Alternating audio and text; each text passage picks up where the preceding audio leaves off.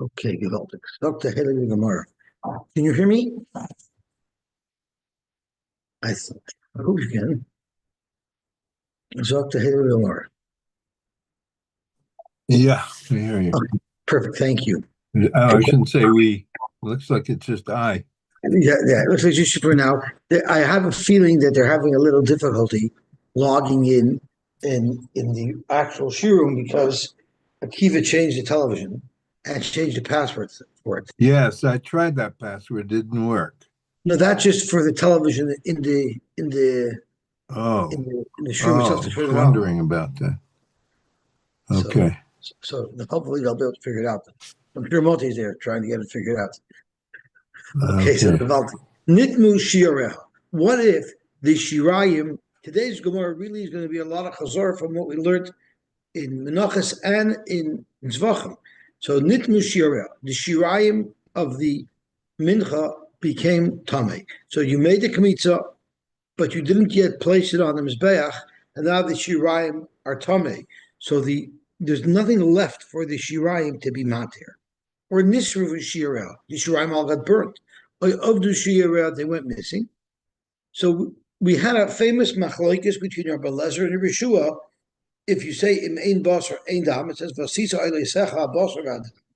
If there's no basar left for the dam to be matir, then ein dam, then you cannot spritz the dam, and it's not a kosher or carbon. And that's what Yeshua said, a main boss ain't down. And Rabbi Eliezer doesn't make that Russia, therefore he held, even if there was nothing left to place on the Mizbech as far as meat, or I'm sorry, as far as Imurim, or no meat left to be eaten, there'll be no din. According to Yeshua, you cannot be zayir to them, and an equivalent avoida by mincha would be to be maked to the claimants. But Rabbi Lezer doesn't dash in the process that way, and he holds even if there's nothing to be matir, you could still spritz the dam, or you could still be maked to the claimants. But Kamidas Rabbi Eliezer Kshera or Kamidas Rabbi Shua Psula. Amarav, v'hu shenitmu. This only works. V'hu shenitmu kol shira. That we say that in the Mishnah that if the Shirah became Tameh, Rabbi Yeshua holds that you cannot be maktir the Kmita, that's if all the Shiraim became Tumah. Of a mixer Shirah light. But if only part of the Shiraim became Tumah, but there's still some left over that would be able to be eaten, the Minchos kosher. Now, Rav only expressed this carve out by Tumah, but there's two other scenarios painted in the Mishnah, Nisrafu and Avdu. Does this apply to that as well? So Kasol Kadaitach, Nitma'in, the only exception that Rav says that unless it's all Tameh, it's going to be a kosher carbon, that only applies to Tumah. Abul Ovid the Saraf Loy. But Ovid, even if part of it went missing or part of it got burnt, it would not be kosher.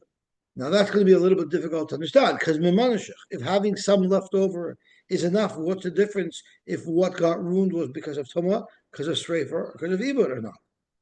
So my over, Ikos over Shiura Milsahi, if you hold that the fact that some was left over and is still available to receive the heter of the Haktorah, it should be a kosher carbon, so then Afilu Avad V'Saraf Nami.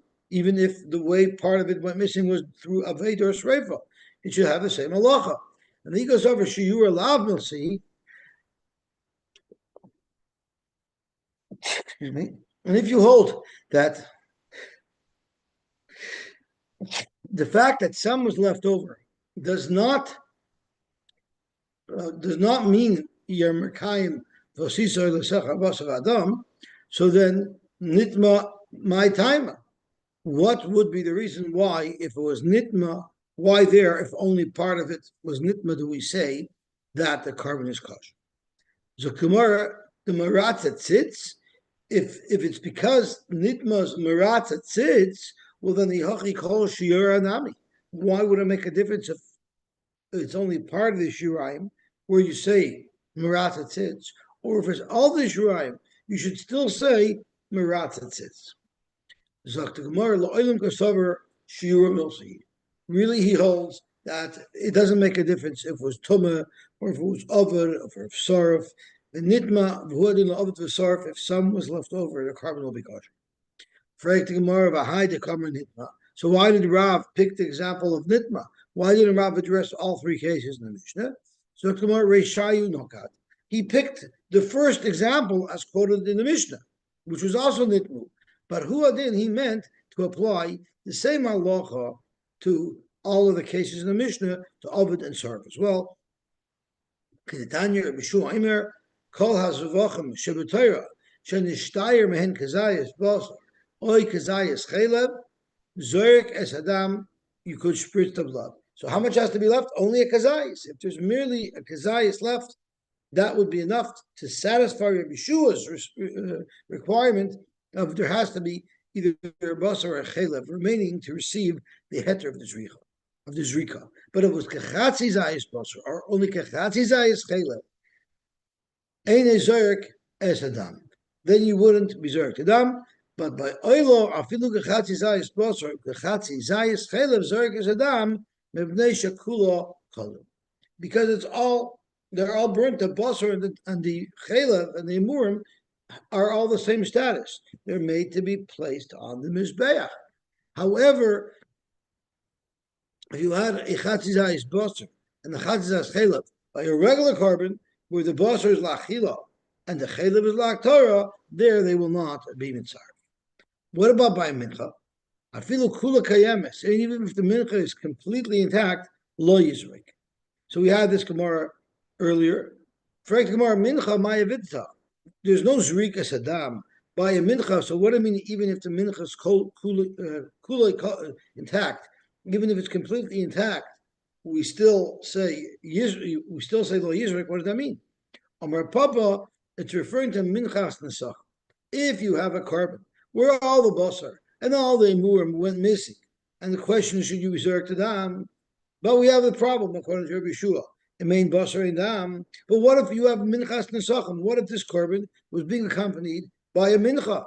So the zrika of the dam will be mater the nesachim. Will be mater the minchas nesachim to be put on the mizbeach. Maybe that's enough to fulfill the requirement of a sisa lesech abos of adam, because the mincha is getting hutar machmas zrika. So kadai de chamina hoil bahade zevach kaasher. Since it's brought in conjunction with the carbon, it's just like the zevach itself, and it's called something that remained to authorize the zrika. The mashmalan that no, the mincha is something else, and therefore, if there's no basar and no imurin left, then there will not be a zrika. Zog the Gemara mina hanami. How do we know?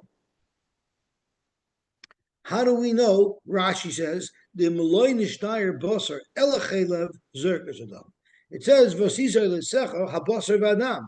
It doesn't say anything about Imurin Vadam or a Chelev Vadam. So how do you know that if there's even some Chelev left over, a Kazayas Chelev, how do you know that will also allow the Zrikas Adam, like Rabbi Yeshua just told us in the Brisa?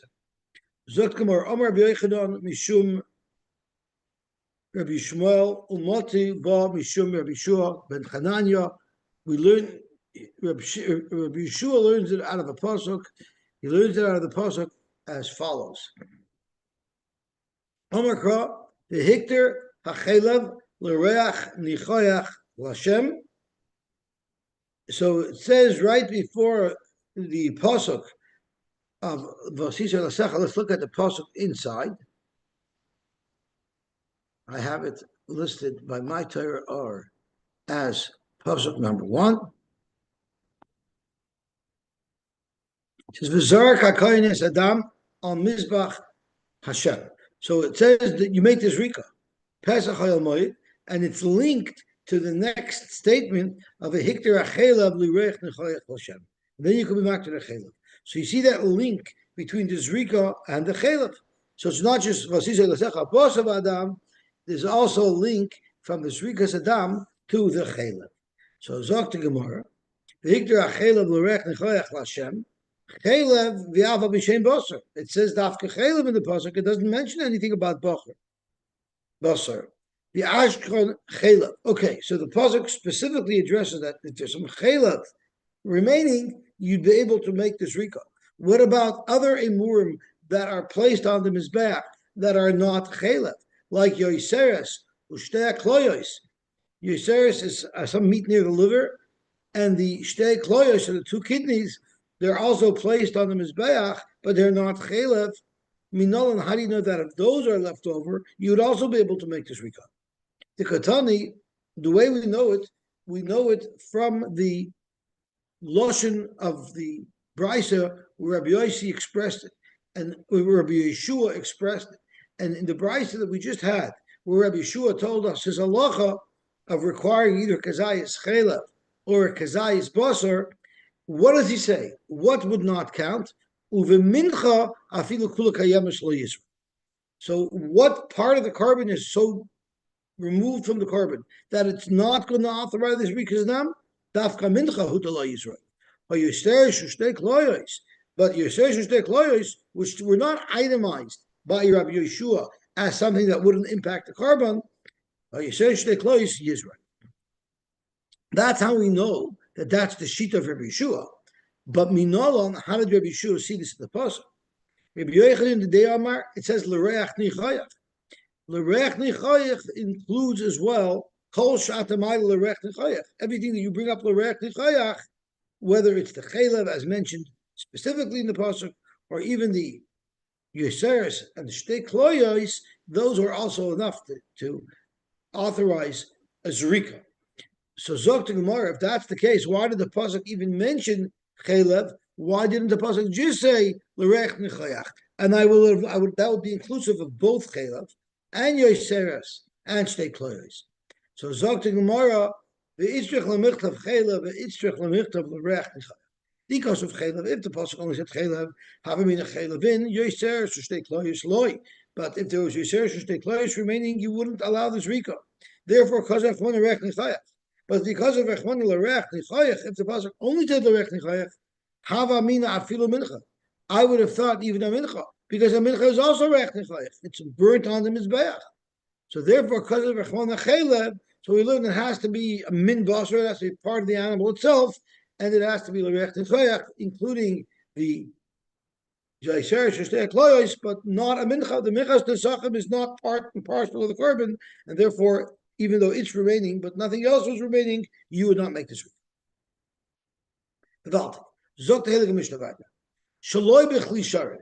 What if you were maktir, or Rashi says,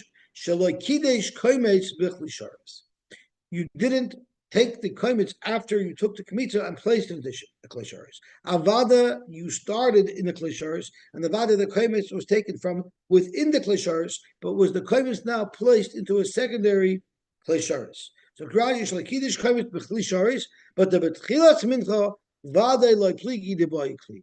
Everybody agrees that you had to place the whole mincha into a keli before you started. But he brought a pasuk that avada the mincha must start off in a klesharis, and for sure the kmitza must be taken from within the klesharis. So if you did not put the kmitza into a klesharis, it would be possible, but for Rab Shimon machshir. Shimon is machshir, and we had this Mishnah, we had this machloikis and zvachim, and the Gemara will elaborate. What about hikter koimtza pamayim? What if you didn't maktir the kometz in one shot?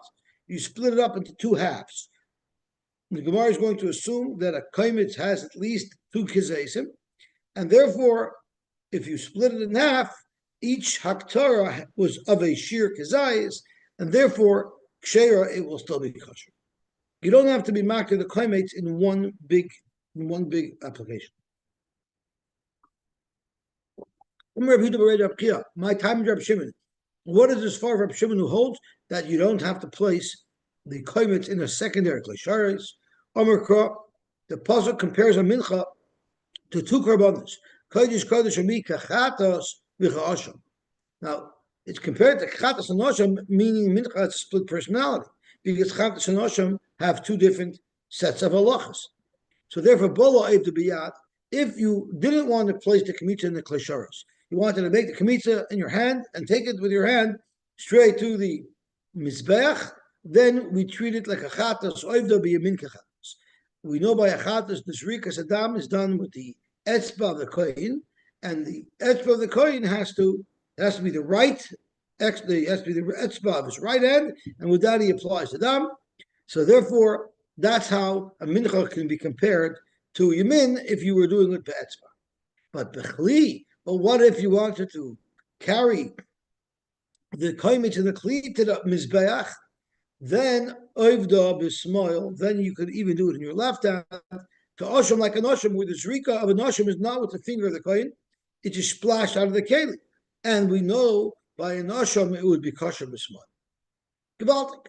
That's the shita of Reb Shimon according to the understanding of Rabbi Yehuda or Rabbi Chia, that no klei is required at all according to Reb Shimon, and it could be done. If it's done without a klei you need your right hand. But if not, then if you use the klei then it could be done in the left hand. Gewaltig. That is the shita of Rabbi Yehuda, Rabbi Chia's understanding of Rabbi Shimon in our Mishnah. But Rabbi Yannai has a slightly different opinion. Rabbi Yannai Amar, Kivin shekamtzu miklisharis, once you make the kemitza out of a klisharis, my leyu umaktiroi, you could not be maktired, afilu behemiyonoi, va'afilu b'mekeda shalcheres. You don't even need a kleli at all. You don't even have to touch it at all. You could just bring it in a gartel or in a klicheres. You don't even need a klisharis. And the Brisker Rav asks, isn't it a fact that there cannot be a chatzitza between the avoided thing that the kohen is working on and his hand? So zokt, the Brisker Rav, it's a little bit of a funny lotion, because if all Rabbi Yannai was trying to express is that it doesn't need a klisharis, so then he could have said biyoda or ein tzarich klisharis. It's a pretty radical statement that he made. Afilu ben Yonai, afilu ben Mekedesh Olcheres. Rabbi Yannai is saying a lot more. Rabbi Yannai is saying that once you don't need the right hand anymore, once that's not required for this particular carbon, you don't need the guf of the kohen at all. And in fact, a chatzitza would not be an issue. Rabbi Yannai is expressing a pretty radical opinion that you don't even need. If you don't need the etzba of the kohen, the yamin of the kohen, then he doesn't even need to be contacting at all. It can be non-contact. Rav Nachman bar Yitzchak has a third shita of how he understood Reb Shimon, and he said, Rav Nachman bar Yitzchak Amar, HaKoil Moedim b'koimetz sheton kiddush. Everybody holds that the koimetz must be placed into klei, even Reb Shimon. Reb Shimon was merely talking about the haktaras of koimetz. Once it's placed into a klei, does it have to be delivered to the mizbech in the klei, or once it's placed into the klei, can you take it out of the klei and transport it by hand? As Rashi says on the second wide line, v'chimachshir Reb Shimon behekter dafka by haktara. If first you place the koimet in the klei, that even Reb Shimon holds is mandatory according to Reb Nachman bar Yitzchak, and then you took it out of the klei, and he brought it up to mizbech in his hand, that would be kosher. But at one point, it had to be placed in the klei. So we have a three-way machlokes as to how we understand the halacha of Reb Shimon. Rabbi Yehuda bar Rabbi Chia said that if it's done b'keli, it can be done in the left hand. If it's done with the hand, it has to be done in the right hand. We have Rabbi Yannai holds you don't need anything at all, and we also have now Rabbi Yannai does say, you don't need anything at all, and then you have Rabbi Nachman bar Yitzchak who says avada needs to go into a klei. Meisvei freak the Gemara is going to ask multiple kashas on Rabbi Nachman bar Yitzchak. Meisvei hektar chalavim veivarm ve'etzim. All of these haktaras shehelam that were brought up to the mizbeach, bein biyad, bein bechli, bein biyamin, ubein b'smoil ksherin. These are all kosher. What about the koimetz, the ktaras, the halavoina, shehelam, bein biyad, bein b'chli, bein biyamin, bein b'smoil are ksherin? So you clearly see tiyufta de Rabbi Yehuda barei de Rabbi Chia. Why? Because Rabbi Yehuda bar Rabbi Chia said that if it's biyad, it has to be biyamin. If it's a keli, it can be bismoil. Yet Reb Nachman Yitzchak clearly says, bein biyad, bein bechli, bein biyamin, bein bismoil. So it's shver and the Yehuda b'rei Reb Chia. Amalach Reb Yehuda b'rei Reb Chia. Let's done katani. You're not reading the brisa right, and this is how you should read it. Biyad biyamin, bechli bein biyamin, bein bismoil. So when it says in the brisa, Hakoil, where it says Hekach Halavim Ve'vorim Ve'etzim, or let's go to the second case. Hakoimitz Vaktaris Valavoyin Shehelon. So if it's Bikli, then Bein Biyad, Ben Bimin, Bein Bismoil. But if it's Biyad, it has to be Dafka Bimin. Okay, that's how Rabbi Yehuda B'rei Reb Chia deflects this kasha. Tashma. Now we're going to ask a kasha on Reb Nachman Yitzchak. Shaloi Mechli Sharis. So kamtzoi shaloi michlisharis. What if the kamitza was taken from the mincha, not from a klisharis? So you were makdish to mincha and a klisharis. You transferred it out of the klisharis into a non-klisharis, and that's where the kamitza was taken out of. And the kitchoy shaloi b'klisharis. And the kiddush, where you took the chaymitz, you didn't put it into a klisharis. And viktira shaloi b'klisharis. So there was no klisharis involved at all. Puzzle. But Rabbi Lezer and Rabbi Shimon machshirin b'matan kli. Rabbi Lezer and Rabbi Shimon are machshir, just placing it into any old keli. So you see very clearly, according to Rabbi Shimon, you don't need any klisharis at all. How could Rabbi Nachman Yitzchak say everyone's might, even Rabbi Shimon, that at one point the kaimitz must be placed into a klisharis? That's not true. Because clearly here Rabbi Shimon says you could put the kaimitz into any old keli. You don't need a klisharis at all. So it's fair in Reb Nachman's understanding of Reb Shimon. Don't say that according to Reb Shimon you don't need to place the kaimitz into a keli. Maybe say Reb Shimon machshirin mi matan kliveilech. After it was placed into klisharis, then from that point on, you don't need a klisharis anymore.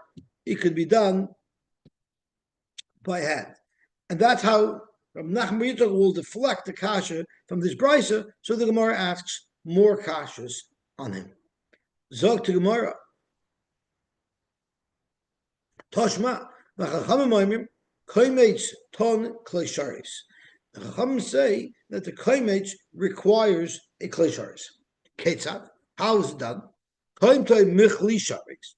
The kain takes the kmitza out of kleisharis A, that was holding the entire mincha. Umekacha bechlisharis, and then he places this kaimetz into a secondary klisharis that's only holding the kaimetz. Umayloi umaktira bechlisharis, and then you take it up to the mizbeach and you maktir it in the klisharis. Rabbi Shimon Omer kivan shekamtu mechlisharis. Once you were kaimetz from a klisharis, mayloi umaktiroi vidayoi. The Shita Mukabetis takes out the word Shaloi B'Chleisharish, but that's what it means. Ma'ila Maktira Vidayai. It's enough. It's enough. You don't need any Kleisharish from the point of the Kmitza on. So you see clearly that Reb Shimon holds you don't need to place the Kaimitz in the Kleisharish, even for a moment. So it's Shver Reb Nachman. Zokt Gemara Ema, this is how you should understand the Bryce. Kivan Shekamtzai, the Kitchai B'Chleisharish, there it's Ma'ila Maktira Vidayai. Rabbi Shimon Omer, Kivin Shekamtzai, Vikitchai, Klishares, Milo Maktir V'dayai. It seems like the Gemara is very easy to amend brises, and I guess because brises generally were prone to having small editing issues, because we've learned so far we've learned that the Gemara many times just changes the brisa. Okay, Toshma. This time we're going to bring a riot to Reb Nachman. Kametz b'yaminai. You made the kmitza with his right hand. The nosam b'smoilai, and afterwards he transferred the kmitza to his right hand. To his left hand. So no big deal. Yachzor yaminai. You just put it back into his right hand and continue on the avodah. What about b'smoilai? What if the kmitza was made with his left hand? And during the kmitza, he had a machshava of pigel. So let's turn over on to Amud Beis.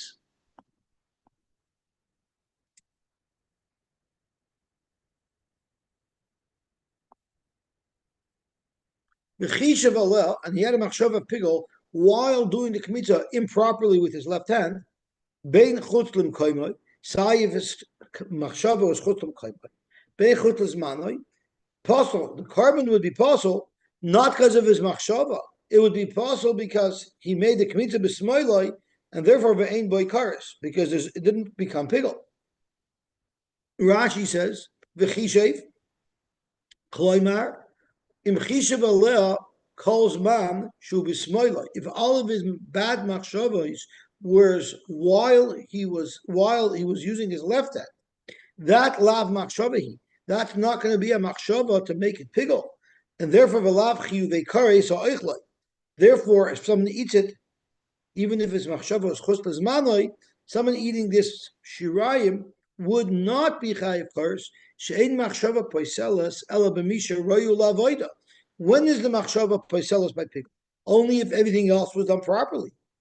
However, usmoil beloy kli sharis, usmoil beloy kli l'Rab Shimon einik shera, smoil without a keli, even according to Rab Shimon, is not kosher, like we said earlier. Therefore, possible bein bakers.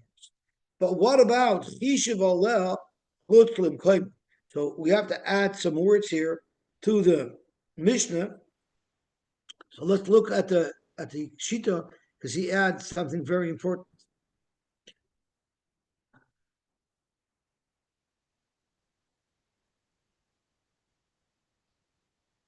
Let's see if I can find it. What am I looking at? I'm looking for the base.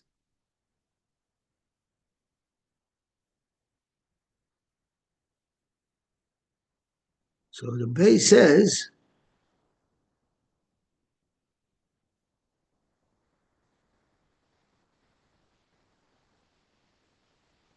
I'm looking at the wrong side of the Umud. It's over here.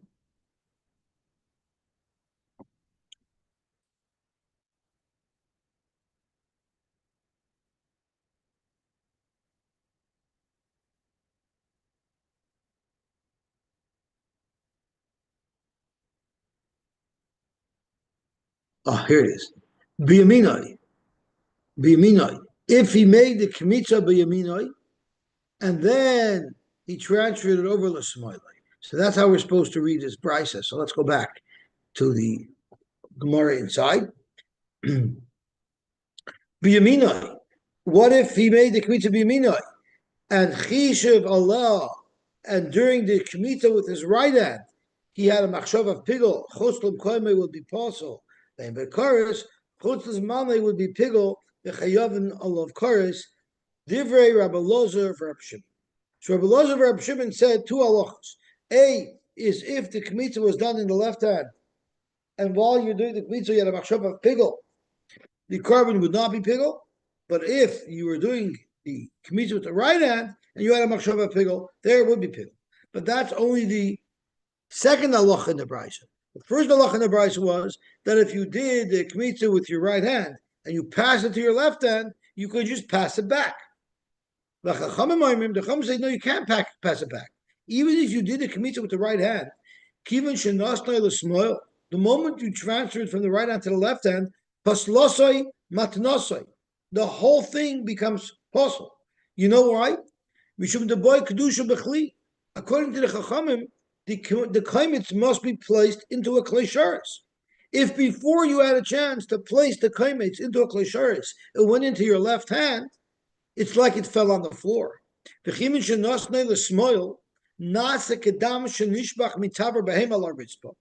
It's just like if they didn't make the Kabbalah Saddam by a shchita of a behema, and the dam went straight to the floor, and only after it fell to the floor, before it was ever in a klisharis, you gathered it up, shaposel. That would be possible.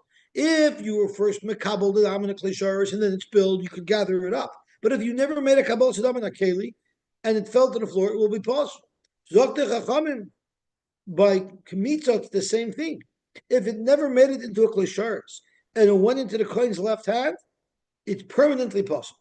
That's the what the Chummo. Michlal the Rabbi Elazar Rabbi Shimon of the Reisha loy boy matan kli, because they said if it was in your right hand and you put it into your left hand, just put it back into your right hand. So clearly you don't need a matan kli at all. Dr. Gemara to Yufta, the Rav Nachman to Yufta. This completely slugs up Rav Nachman, because Rav Nachman said beferish that even according to Rav Shimon, you had, for a moment at least, have to place the koimitz into a klesharis. But from this brisa quoted, we clearly see that according to Rav Shimon, you would not ever need to place the koimitz into a klesharis. Once he made the kmitz in his right hand, now the kmitz is done, the kmitz is crystallized and kosher. Even if at that point it goes into his left hand, all that you need to do is put it back into his right hand. About Frank the Gemara, L'Rab Yehuda Barei, the Rab Chia, Messiah, Zog to Gemara, this would also be a riot to Rab Yehuda Barei Rab Chia, because Rab Yehuda Barei Rab Chia was the one who said beferish that if you're doing it biyad, you do it biyamin, and if you're doing it in a keli, you could do it b'smoil. But biyad, you don't need a keli at all. That's consistent with how Rabbi Yehuda Barei Rabbi Chia learned Pshat and Rabbi Shimon. What about Rabbi Yanai? Let me tell you, because Rabbi Yanai said that once it was placed into a klei shares, after that you don't need anything at all. But it's mashma has to be placed originally into a klei shares. Rabbi Yanai, another amri ketana the hector v'lav l'stodin katani. I would learn like the other brisa. In fact, this brisa would not work according to me. I hold as a machlokes tanaim what's pshat in Reb Shimon, and I learn like the other brisa. Let's go back to see what that other brisa said. It was the brisa that we originally had a kasha on Rabbi Yehuda from, and Rabbi Yehuda deflected.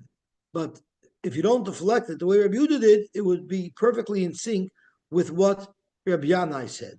So the Gemara had a kasha from the price of Hector Chalovim ve'Ivorim ve'Eitzim Shehelon bein biyad bein bechli bein bim bein b'shmuel ksherin.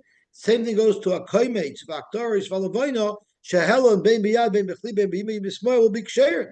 So this brisa says right away that even if it was biyad, it could be b'shmuel, which would be a riot to Rabbi Yanai. Now Rabbi Yehuda Rabbi Chia, he modified it and said, if it was biyad, it has to be biyamin. If it was a keli, it could be b'smoil. But Rabbi Yanai could learn the brisa in its raw form.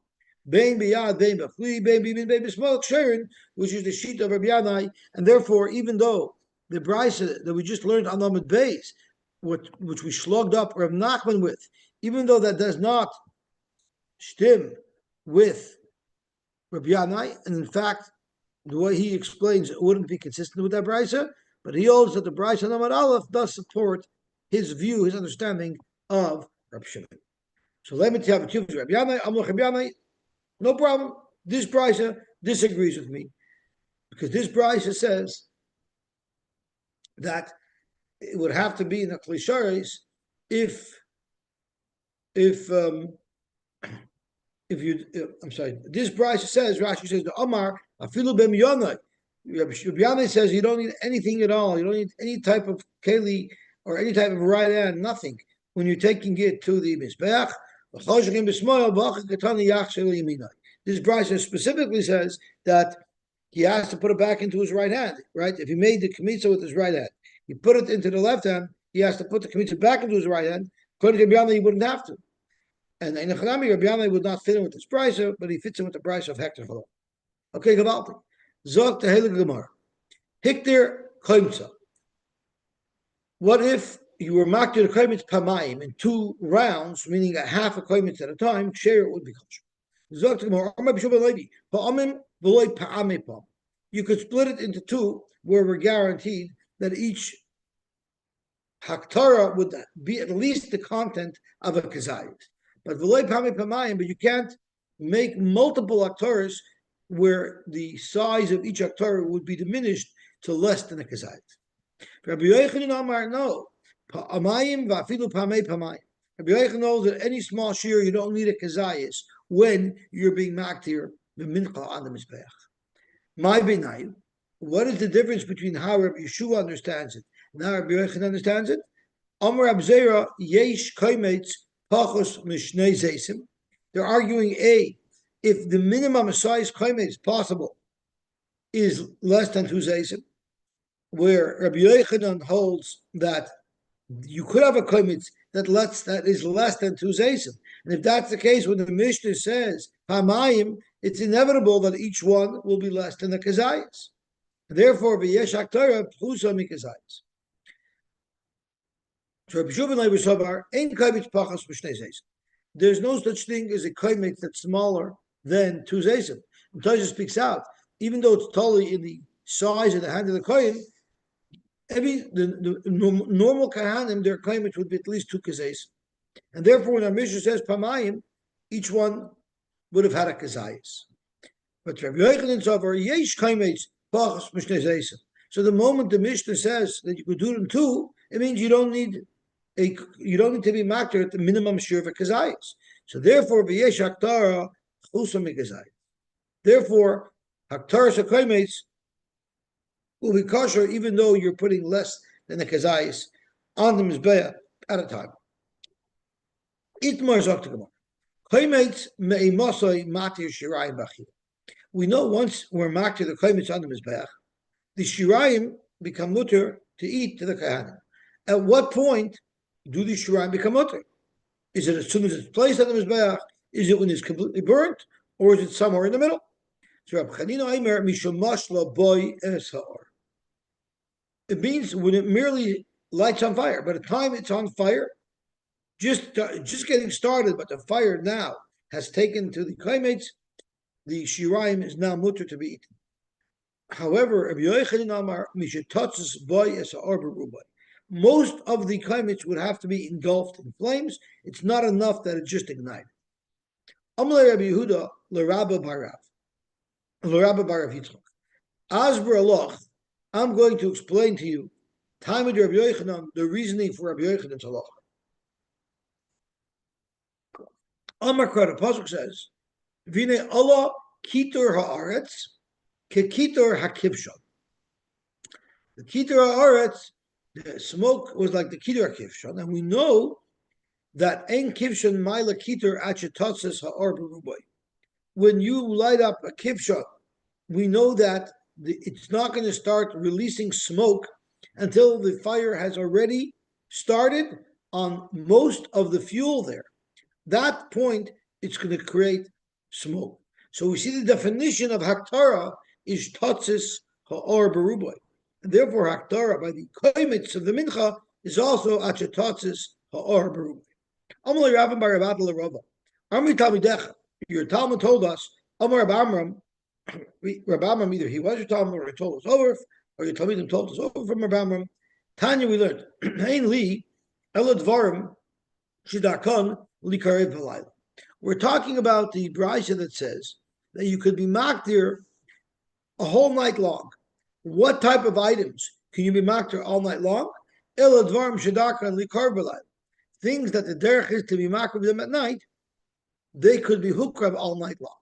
Kigoyin, evorim, upedorim, the evorim that you're maktir on the mizbeach of a korban, or the fats, shemailon umaktiran miboya shemesh. When do you start placing them on the mizbeach? At night usually is when they start. So they first put it on the mizbeach at night, umesaklin v'hoilchin kol halayla kul, and they remain burning on the mizbeach all night long. That's where we say you could burn them all night long. But what about varim shedakin li karei v'yoyim? What about things that you have to be maktir by day? Kagoyin hakoymetz, v'alavoyna, v'akatayres, u'michas kayhanim, u'michas koyin meshuach, u'michas nesachim, shemailon u'maktiran mivoya shemesh, where you're maktir them at night. So before the brisa had a chance to finish its comment, the Gemara jumps in, the Tana jumps in. A minute ago you said, I'm giving you a list of things that you're makriv by day, and you make a comment, it's too late to put them on the Mizbeach once the sun has already set. Elo im bo hashemesh. So now let's read the brisa again, the second half. Dvarim shedarkin likar b'yoyim k'koyin ha'kayim v'alavodim ha'ktoris u'minchas kayanim u'minchas koyin Mashiach u'minchas nesachim shemailon maktiran im ba'ashemesh, not mi ba'ashemesh after Shkia, im ba'ashemesh right at the beginning, in the moments before Shkia, is where they're placed on the Mizbeach. Shemisachlim v'ochem kol halayla minayin. How do you know that you can leave them on the Mizbeach a whole night as well? Reba, it includes even items that you were supposed to be makriv by day, and you were makriv them right at the last couple of moments of the day, that you could leave them on the whole night. Frek the Gemara, imba shemesh means a couple of moments before Shkia. In that short period of time, if you placed the koimets on the Mizbeach, if you placed the koimets on the Mizbeach a moment before Shkia, there's no way that the whole thing would be engulfed in flames moments later when Shkia arrives. So, if the Haftarah wasn't made yet, how is it that you could leave them on the whole night? So, you're talking about two different things. In the brisa that we just quoted, we're not talking about at what point you're allowed to eat the shiraim. We're talking about at one point does it remain on the Mizbeach and it remains burning all night. The Mizbeach seized it. The Mizbeach seizes it the moment it's placed on the Mizbeach and there's a little bit of fire on it. But Kalahatir, what we're saying that Achayatzis Arba Rubai, what Rabbi Yochanan said, Achayatzis Arba Rubai, that means Lagabi being able to eat his shiraim. So there's two stages here. You place it on the Mizbeach, and right away the Mizbeach is cleared it. That's even before Hitzis Ha'esh B'kulai. But you still can't eat the shiraim until it gets engulfed in flames. Rabbi Lozer Masni Law, Miboya Shemesh, he learns that you shouldn't amend the brisa and say that you place these items on the Mizbeach right before Shkia. Rather, he's talking about placing things on the Mizbeach after Shkia. All these list of items have to be placed on the Mizbeach during the day. So why would you be placing them on the Mizbeach at night? Because he learns that we're not talking about the initial placement on the Mizbeach. Avada that has to be done in the day with plenty of time for the fire to engulf them. That the Brisa says that they're placed on the Mizbeach at night, that means if they were already on the Mizbeach by day and they were middle of burning and fell off the Mizbeach, you would put it back on the Mizbeach anytime during the night. V'chein Yosy of Dimi Rabbi Yanai bepoikin. Rabbi Yanai also said that the Brisa is to be understood by poikin, where of course the main Haftarah happened by day. These are just pieces that fell off the Mizbeach that you put them back on. Now, if you look at the list of items that we're talking about for poikin, let's look at the Brisa. The Dvarim shedakin l'kar b'yom, all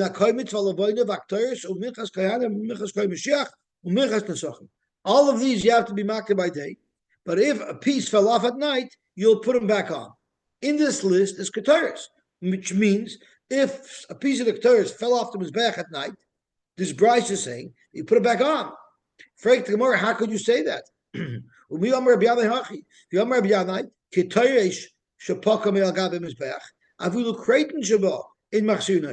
Even if a big chunk of Keteris fell off the Mizbeach, you never put it back. And this Bryce says that Rabbi Yanai is saying, is speaking by Poikim, he holds you put back even a piece of Keteris. Yet Rabbi Yanai said elsewhere that you don't put back a piece of Keteris. And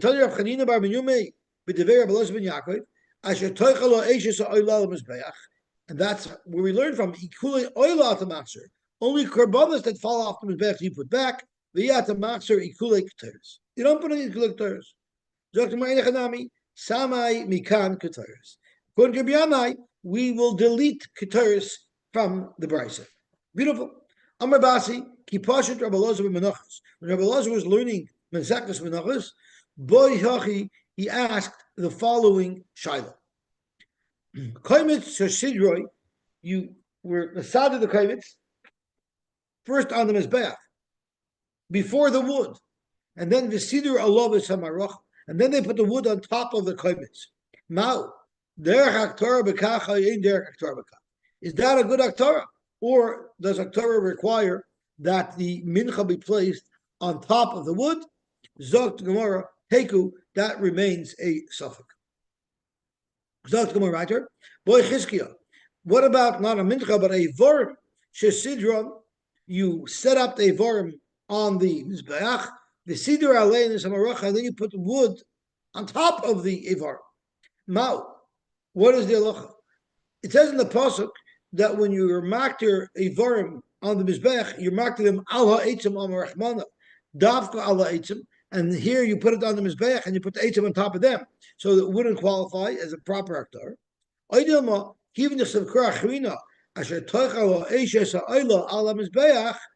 the pasuk also says asher toichal ha'eshes ha'oila al mizbeach, meaning you can put it on the mizbeach. You